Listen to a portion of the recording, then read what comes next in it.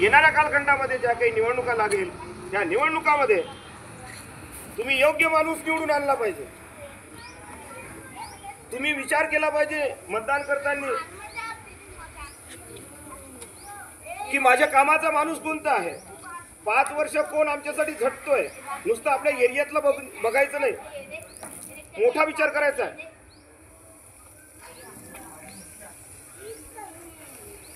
प्रभाग आहे, प्रभाग पद्धतीचा विचार करायचा आहे की प्रभाग भर जे आहे कोण व्यक्ती काम करतो आहे याचा तुम्हाला ॲनालिसिस, याचा तुम्हाला जे आहे अभ्यास करावा लागेल आणि अभ्यास करूनच मतदान करायचं आहे। आणि जे लोक जेव्हा मतदानाचा कार्यकाळ येतो, वेळ येते, तेव्हा मात्र तुम्ही म्हणजे जे आहे आपल्या गल्ली गल्लीमध्ये बरेच लोक असे आहेत, बरेच लोक आपल्या प्रत्येक गल्ली गल्लीमध्ये असे काही लोक आहे की हे वर्चस्ववादी बीजेपी, काँग्रेस, राष्ट्रवादी, शिवसेनेचे जे काही सत्तेमध्ये असणारे लोक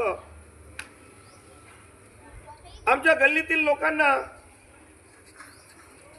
पकडतात, हाताशी घेतात आणि आमच्या नगरातील, आमच्या गल्लीतील लोकांना गुमराह करण्याचा प्रयत्न केला जातो। ज्याला आपण म्हणू की हे मोठे पक्ष आपले शत्रू आहे असे आपण म्हणतो, पण त्यांच्यापेक्षाही आपल्या गल्लीतला शत्रू भयानक आहे एवढं लक्षात ठेवा।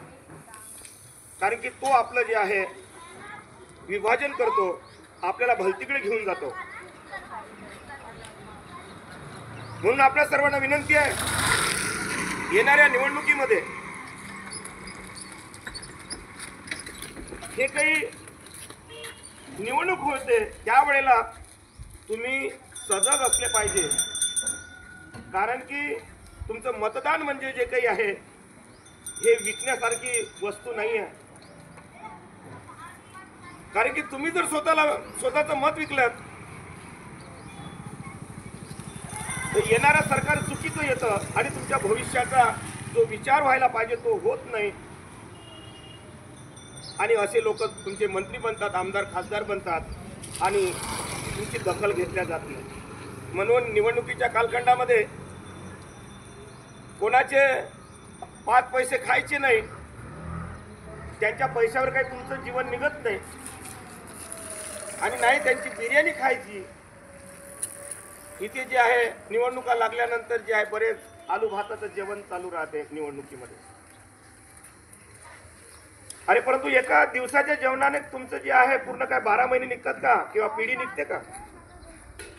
म्हणून आपल्या सर्वांना विनंती आहे, छोट्याशा जेवणामध्ये आणि 1000मध्ये तुमचं जीवन निघत नाही राजे हो। म्हणून ह्या अशा प्रलोभनाला बळी पडू नका। आणि तुम्ही आज जर तुम्ही अशा प्रकारचं केलं तर आमच्या येणाऱ्या पिढ्या मात्र गुलाम होईल आणि इथली भांडवलची व्यवस्था प्रायव्हेटायझेशनच्या माध्यमातून आपलं शोषण करेल। आमच्या लेकरांना जे आहे नोकऱ्या मिळणार नाही।